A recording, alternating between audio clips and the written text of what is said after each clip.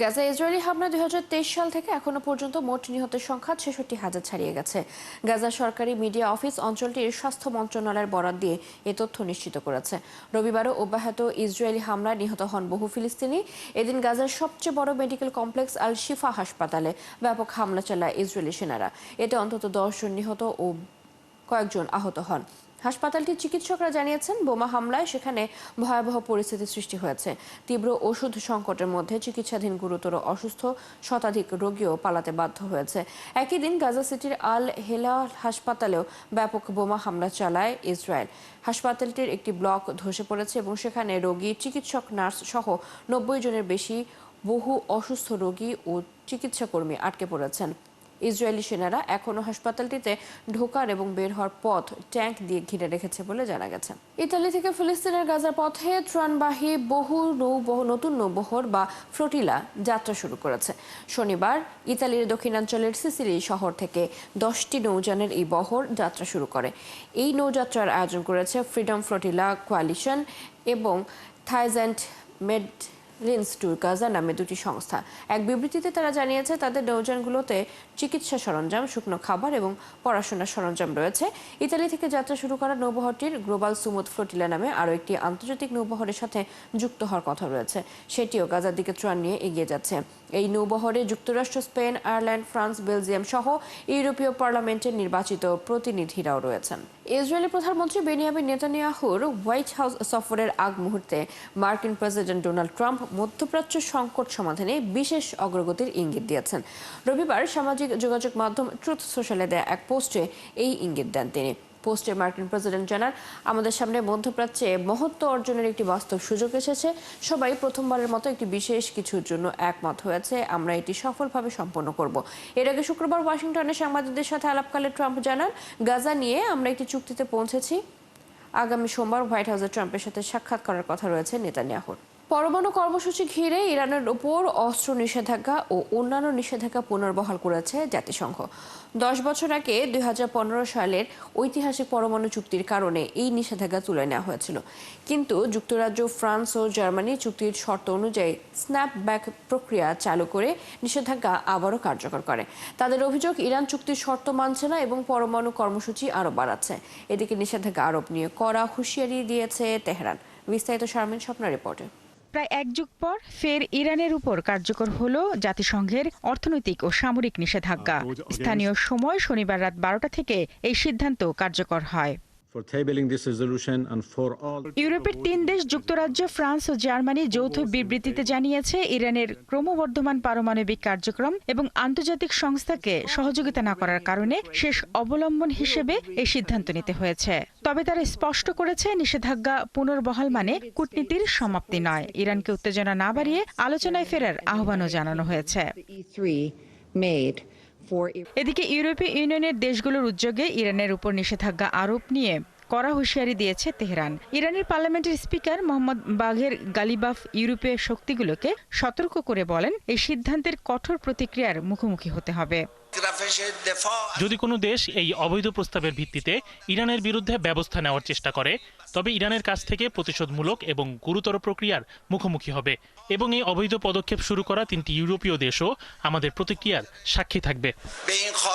অন্যদিকে ইরানের president Masoud Pezeshkian এই পদক্ষেপকে অন্যায্য ও বেআইনি বলে আখ্যা দিয়েছেন। তবে তিনি জানান, জাতিসংঘের নিষেধাজ্ঞা যে পুনর্বহাল হবে তার জন্য পুরোপুরি প্রস্তুত ছিল তার দেশ। আমাদের কাছে গুরুত্বপূর্ণ বিষয় হলো আমাদের প্রতিবেশীদের সাথে আমাদের সম্পর্ক, ইউরেশিয়া, ব্রিক্স এবং সাংহাই কোঅপারেশন অর্গানাইজেশনের সাথে আমাদের সম্পর্ক, আর নিজের দেশের মানুষ, তাদের মর্যাদা আর আমাদের স্বাধীনতা, বাকি সব সামলে নেওয়া যাবে। জাতিসংঘের নিষেধাজ্ঞা পুনর্বহালকে অবৈধ বলে অভিহিত করেছে তেহরানের ঘনিষ্ঠ মিত্র রাশিয়া। শনিবার জাতিসংঘের সদর দপ্তরে সাংবাদিকদের সঙ্গে আলাপকালে রাশিয়ার পররাষ্ট্রমন্ত্রী সের্গেই ল্যাভরভ বলেন, নিষেধাজ্ঞা পুনর্বহালের এই পদক্ষেপ অবৈধ এবং কার্যকর করা সম্ভব নয়। এর আগে শনিবার ব্রিটেন, ফ্রান্স ও জার্মানিতে নিযুক্ত রাষ্ট্রদূতদের পরামর্শের জন্য দেশে ফিরিয়ে নিয়েছে ইরান। এর আগে ইউরোপীয় শক্তিগুলো ইরানকে জাতিসংঘের পরমাণু পরিদর্শন দর্শকদের জন্য প্রবেশাধিকার ফিরিয়ে দেয়া, সমৃদ্ধ ইউরেনিয়ামের মজুদ নিয়ে উদ্বেগ দূর করা এবং যুক্তরাষ্ট্রের সঙ্গে আলোচনায় বসার প্রস্তাব দেয়। এসব শর্ত মানা হলে তেহরানের বিরুদ্ধে নিষেধাজ্ঞা পুনর্বহাল 6 মাস পর্যন্ত স্থগিত রাখা হবে বলেও জানায় ইউরোপীয় ব্লক। শারমিন স্বপ্না, ৭১। ইউক্রেনের রাজধানী কিয়েভ সহ বিভিন্ন এলাকায় রবিবার শত শত ড্রোন ও ক্ষেপণাস্ত্র হামলা চালিয়েছে রাশিয়া। হামলায় অন্তত 4 জন নিহত হয়েছেন, আহত হয়েছেন অনেকে। ইউক্রেনীয় সেনাবাহিনী জানিয়েছে হামলার মূল লক্ষ্য ছিল রাজধানী কিয়েভ। রাশিয়া 595টি ড্রোন এবং 48টি ক্ষেপণাস্ত্র দিয়ে হামলা করে, তবে ইউক্রেনের বিমান বাহিনী অন্তত 568টি ড্রোন এবং 43টি ক্ষেপণাস্ত্র ভূপাতিত করতে সক্ষম হয়েছে। পূর্ণাঙ্গ যুদ্ধ শুরু হওয়ার পর থেকে কিয়েভে এটি অন্যতম সবচেয়ে দীর্ঘস্থায়ী হামলা। এদিকে জরুরি সেবাদানকারী সংস্থা জানিয়েছে দেশজুড়ে অন্তত 4 জন নিহত এবং 67 জন আহত হয়েছেন। ইউক্রেনের প্রেসিডেন্ট ভলোদিমির জেলেনস্কি বলেছেন হামলা টানা 12 ঘন্টারও বেশি সময় ধরে চলছে। এতে একটি কার্ডিওলজি ক্লিনিক, একাধিক কারখানা ও আবাসিক ভবন ব্যাপক ক্ষতিগ্রস্ত হয়েছে। ভারতের তামিলনাড়ুতে রাজনীতিক ও অভিনেতা থালাপাতি বিজয়ের জনসভায় পদদলিত হয়ে প্রাণহানির ঘটনায় মামলা করেছে পুলিশ। এতে বিজয়ের রাজনৈতিক দল তামিলাগা ভেত্রি কাজাগামের 2 শীর্ষস্থানীয় নেতার বিরুদ্ধে অনিচ্ছাকৃত হত্যার অভিযোগ আনা হয়েছে। এদিকে দুর্ঘটনায় মৃত ব্যক্তিদের পরিবারকে 20 লাখ রুপি করে ক্ষতিপূরণ দেওয়ার ঘোষণা দিয়েছেন বিজয়। অন্যদিকে পদদলিত হয়ে জনসভায় 39 জন নিহত হওয়ার পর থালাপতি বিজয়ের বাড়িতে হামলার আশঙ্কায় নিরাপত্তা জোরদার করা হয়েছে। বিস্তারিত শারমিন স্বপ্নার রিপোর্টে। জনপ্রিয় অভিনেতা ও রাজনীতিবিদ থালাপতি বিজয়ের সমাবেশে পদদলিত হয়ে প্রাণহানির ঘটনায় মামলা করেছে পুলিশ। এতে বিজয়ের রাজনৈতিক দল তামিলাগা ভেত্রি কাজাগাম টিভিকের 2 শীর্ষস্থানীয় নেতার বিরুদ্ধে অনিচ্ছাকৃত হত্যার অভিযোগ আনা হয়েছে। মামলায় টিভিকের সাধারণ সম্পাদক ও বিজয়ের ঘনিষ্ঠ মিত্র এন আনন্দ, যুগ্ম সাধারণ সম্পাদক সিটি নির্মল কুমার, পশ্চিম কারুরের জেলা সম্পাদক মথিয়া জাগান সহ 6 জনকে আসামি করা হয়েছে। আসামিদের বিরুদ্ধে মানুষের জীবন ঝুঁকির মুখে ফেলতে পারে এমন উদাসীন কাজ ও সরকারি কর্মকর্তাদের আদেশ অমান্য করার অভিযোগ আনা হয়েছে। এছাড়া তাদের বিরুদ্ধে তামিলনাড়ু পাবলিক প্রপার্টি আইনেও অভিযোগ আনা হয়েছে। তবে টিভিকের একজন আইনজীবী জানান সমাবেশে দলটি পুলিশের সব নির্দেশনাই মেনেছে। এদিকে সামাজিক যোগাযোগ মাধ্যম এক্সে এক পোস্টে 51 বছর বয়সী এই অভিনেতা ও রাজনীতিবিদ মৃত ও আহত ব্যক্তিদের জন্য গভীর শোক ও সমবেদনা প্রকাশ করেছেন। তিনি এই ঘটনায় মৃত ব্যক্তিদের প্রত্যেকের পরিবারকে দলের পক্ষ থেকে 20 লাখ রুপি ক্ষতিপূরণ দেওয়ার ঘোষণা দিয়েছেন, পাশাপাশি আহতদের প্রত্যেককে 2 লাখ রুপি করে দেওয়ার আশ্বাস দেন। অন্যদিকে এই ঘটনার পর বিজয়ের বাড়িতে নিরাপত্তা জোরদার করা হয়েছে। সাধারণ মানুষ ক্ষুব্ধ হয়ে তার বাড়িতে হামলা চালাতে পারে এমন আশঙ্কা থেকেই নিরাপত্তা বাড়ানো হয়। এর আগে শনিবার সন্ধ্যায় তামিলনাড়ুর কারুর জেলায় থালাপতি বিজয়ের সমাবেশে বিপুল লোক সমাগম হলে এক পর্যায়ে অতিরিক্ত গরম ও হুড়োহুড়িতে বিশৃঙ্খলা দেখা দেয়। এতে বহু হতাহতের ঘটনা ঘটে। শারমিন স্বপ্না, ৭১। ভিয়েতনামে ধেয়ে আসছে শক্তিশালী টাইফুন বুয়ালই, আর এর আঘাতের আশঙ্কায় সতর্ক অবস্থানে রয়েছে দেশটির কর্তৃপক্ষ। টাইফুনের সতর্কতায় রবিবার বিভিন্ন বিমানবন্দর বন্ধ ঘোষণা করেছে ভিয়েতনাম সরকার। নিরাপদে সরিয়ে নেওয়া হয়েছে কয়েক হাজার মানুষকে। ভিয়েতনামের আবহাওয়া দপ্তর জানিয়েছে টাইফুনটি দ্রুত অগ্রসর হচ্ছে, এর গতি স্বাভাবিকের চেয়ে প্রায় দ্বিগুণ। ধারণ করা হচ্ছে বিস্তৃত এলাকায় এর প্রভাব পড়বে। টাইফুনের কারণে ভিয়েতনামের উত্তর ও মধ্যাঞ্চলের প্রদেশগুলোতে 600 মিলিমিটার পর্যন্ত বৃষ্টি হতে পারে। 9 মিটার পর্যন্ত বৃদ্ধি পেতে পারে নদীর পানির উচ্চতা। এতে বন্যা ও ভূমিধসের শঙ্কা রয়েছে। স্থানীয় সময় সোমবার বেলা 1টার দিকে দেশটির মধ্যাঞ্চলে আঘাত হানার কথা রয়েছে টাইফুনটির। যুক্তরাষ্ট্রের মিশিগান অঙ্গরাজ্যের একটি গির্জায় বন্দুক হামলা ও অগ্নিসংযোগের ঘটনায় অন্তত 4 জন নিহত হয়েছেন, আহত হয়েছেন অনেকে। মিশিগানের Latter Day Saint Jesus Christ চার্চে এই হামলার ঘটনা ঘটে। গির্জা কর্তৃপক্ষ জানিয়েছে প্রার্থনা চলাকালীন গির্জার সামনের দিকে একটি গাড়ি চালিয়ে দেন এক বন্দুকধারী। এক সময় ওই ব্যক্তি গুলি চালান এবং আগুন ধরিয়ে দেন। পরে সেই আগুন ছড়িয়ে পড়ে আগুন লাগা ভবনে আরও হতাহত থাকতে পারে বলে ধারণা করছে পুলিশ। পুলিশ জানিয়েছে ঘটনাস্থলে পৌঁছানোর পর বন্দুকধারী ও পুলিশের মধ্যে ব্যাপক গুলি বিনিময় হয়। এ সময় গুলিতে হামলাকারী নিহত হয়। প্রাথমিকভাবে ওই ব্যক্তিকে থমাস জ্যাকব সানফোর্ড নামে শনাক্ত করেছে তদন্তকারীরা। 40 বছর বয়সী ওই বন্দুকধারী পার্শ্ববর্তী বার্টন শহরের বাসিন্দা। হামলার ঘটনার পর প্রেসিডেন্ট ডোনাল্ড ট্রাম্প একটি পোস্টে ঘটনাটিকে ভয়াবহ বলে উল্লেখ করেছেন। বাংলাদেশি ব্যবসায়ী এবং উদ্যোক্তাদের অংশগ্রহণে 4র্থ আন্তর্জাতিক বাণিজ্য মেলা ও চেম্বার এক্সপো অনুষ্ঠিত হয়েছে যুক্তরাষ্ট্রের নিউ ইয়র্ক শহরে। টাইমস স্কয়ারের ম্যারিয়ট মার্কুইস হোটেলে ২৬ সেপ্টেম্বর শুক্রবার দিনব্যাপী এই আয়োজন করে greater new York chamber of commerce and Bangladesh USA chamber of commerce and industries. বিস্তারিত জানাচ্ছেন যুক্তরাষ্ট্র প্রতিনিধি তোফাজ্জল লিটন। নানা দেশের ব্যবসায়ী, উদ্যোক্তা, নীতি নির্ধারক ও চেম্বার্স অব কমার্সের প্রতিনিধিদের পদচারণায় মুখর নিউ ইয়র্কের অভিজাত হোটেলের 3টি বলরুম। নিউ ইয়র্ক চতুর্থ আন্তর্জাতিক বাণিজ্য মেলায় আজ 222টির মতো স্টল হয়েছে।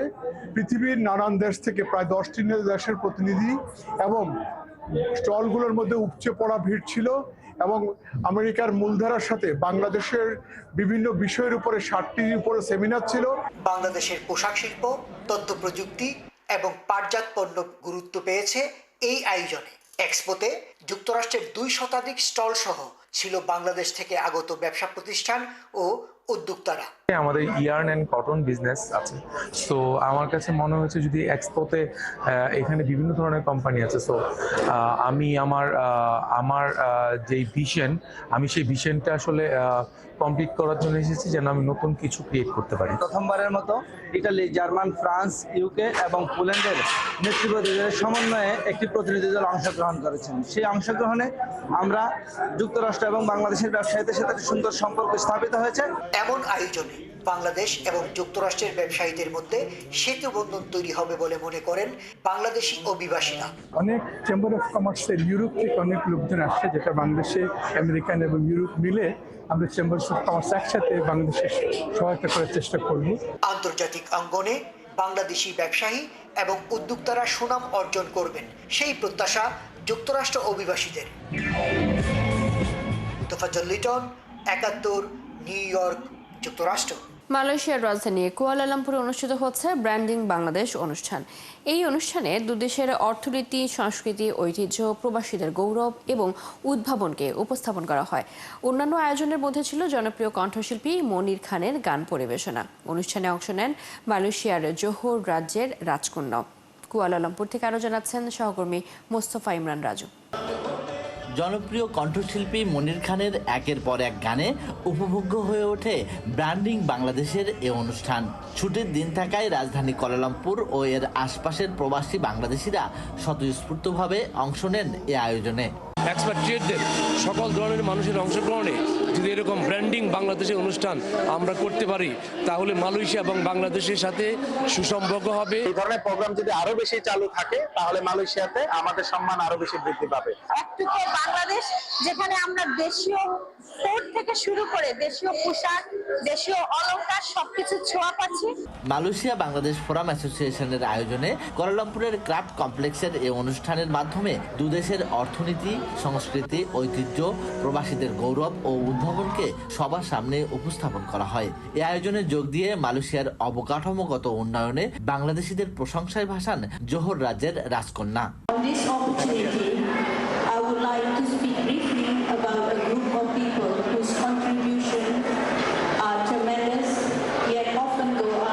অনুষ্ঠানে প্রবাসী নারী উদ্যোক্তাদের অংশগ্রহণ ছিল চোখে পড়ার মতো।